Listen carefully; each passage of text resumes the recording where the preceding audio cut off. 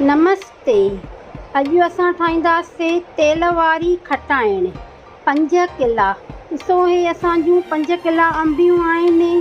असां उनखे कटियूं था। तव्हांखे ॾेखारियां थी त असां इहे अंबड़ियूं कीअं कटियूं था। 5 किला ॾिसो असां हाणे अंबड़ियूं कटियूं था। तव्हां बि इहे अंबड़ियूं कटियो। ॾिसो असां हाणे कटे चुका आहियूं। असां तव्हांखे सॼियूं कटे करे ॾेखारियूं त तव्हां बि ईअं कटियो। हीअं अंबड़ियूं असां एतिरियूं कटियूं आहिनि। हिन मां हे ककड़े कढी छॾींदासीं। हिन जे मां तव्हां बि ईअं कटियो। ईअं कटे असां सभु हुनखे लूणु ॾेई रखंदासीं। इन घटि कलाकु ॾेढ। तव्हां ॾिसो तेल वारी खटाइण जूं अंबड़ियूं असां 5 किला तव्हांखे ॾेखारियो त कटे करे। हाणे असां कटे धोई पोई साफ़ु करे खणी आया आहियूं। ॾिसो असांजी सफ़ा साफ़ु थी कटिजी वियूं आहिनि अंबड़ियूं। तव्हां बि ईअं कटियो साफ़ु कयो।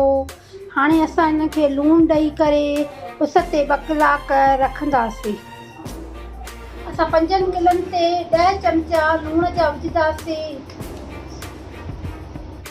असां 10 चमचो हाणे विझूं था लूण जो। तव्हां बि ईअं 10 चमचा विझो, पर घणो फुल चमचो न भरियल हुजे, हल्को भरियल हुजे। हाणे असां इनखे मिक्स कंदासीं। तव्हां बि ईअं मिक्स कयो जीअं हिकु करो मिक्स थी वञे। ऐं असां हाणे अंबड़ियुनि खे 2 कलाक उस ते रखंदासीं। तव्हां बि अंबड़ियुनि खे 2 कलाक उस ते रखो।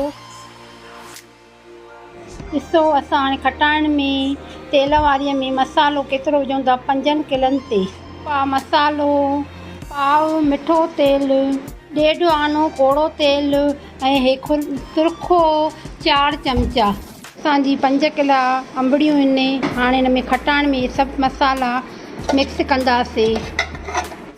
इहा तेल असां विझूं था, मसालो विझूं था, कोड़ो तेल,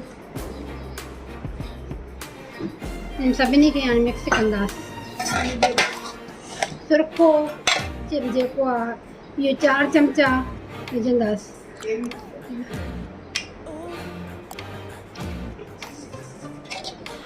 ये केवी ये चमचो आहे असांजो, ये 4 चमचो नंढड़ो। ये रोटी खाइण वारा चमचा 4 हूंदा आहिनि। हे 4 चमचा सुरखो मिक्स सां कयूं था। ॾिसो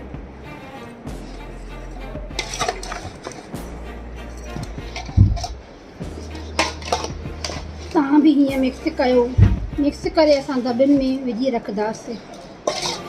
मिक्स करे छॾिया ऐं अंबड़ियूं खटाइण असांजी मिक्स थी वई आहे तेल वारी। असांजी 5 किलनि ते असां 1/2 पाव मसालो विधोसीं। इहो ॾिसो त असांखे केॾो सुहिणो कलर थी बीठो आहे। तव्हां 5 किलनि ते 1/2 पाव मसालो विझो त तव्हांजी बि ईअं खटाइण एॾी सुहिणी बीहंदी। ऐं जेको न तव्हां हिन में कोड़ो तेल ज़रूरु विझो त सॼो साल तव्हांजी खटाइण ख़राबु न थींदी। असां हिन भरणनि में अंबड़ियूं विझूं था खटाइण जूं। तव्हां बि ईअं विझंदा वञो। असां हाणे भरे करे उस ते 3 ॾींहं खनि रखंदासीं। थोरो तव्हां हेठि मथे बि कंदा अचिजो अंबड़ियुनि खे। पोइ जेको आहे 3 ॾींहंनि खां पोइ असां अंदरि खणी रखंदासीं। तव्हांखे ॾेखारींदासीं 3 ॾींहंनि में असांजी पची वई आहे, खटाइण ठही वई आहे। तव्हांखे असां ॾेखारियूं। हे पाव खनि असांजो पाणी आहे। इहो पाणी जेको आहे हिन में मसालो पियल हुयो, इहो सॼो मसालो लाहे करे असां हिन में पाणीअ में इन में खटाइण में विझंदासीं। इहो पाणी असां विझूं था। थोरो हिन में विझंदासीं, थोरो हुन में। असांजी 4 दॿियूं आहिनि।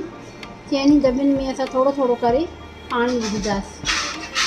ऐं 5 किलनि ते असांजूं 4 दॿियूं खटाइण जूं थियूं आहिनि तेल वारी जूं। असां तव्हां हिनखे लोॾे करे ईअं हिकु खे हेठि मथे करे 4 दॿियुनि खे लोॾे करे असां उस ते रखंदासीं। पोइ असां वरी 3 ॾींहंनि खां पोइ खोले ॾिसंदासीं त असांजी खटाइण ॻरी आहे। अञा कची हूंदी त असां हिकिड़ो ॾींहुं अञा रखंदासीं। पोइ वरी असां अंदरि खणी रखंदासीं। 3 days later. खटाइण तयारु थी चुकी आहे। असांजे 3 खां 4 ॾींहं लॻा आहिनि खटाइण खे।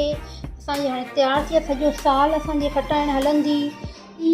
तव्हां थधी जॻह ते खटाइण खणी रखो। खटाइण ॾिसो असांजी खटाइण असांजी जो रंग ॾिसो केॾो सुहिणो ऐं रसी वई आहे खटाइण असांजी। ॾिसो असांजी खटाइण तयारु थी चुकी आहे। तव्हां बि ईअं ठाहियो खटाइण। तव्हां पंहिंजी भेण खे इजाज़त ॾींदो मुंहिंजे चैनल खे लाइक शेयर कमेंट कयो सब्सक्राइब कयो।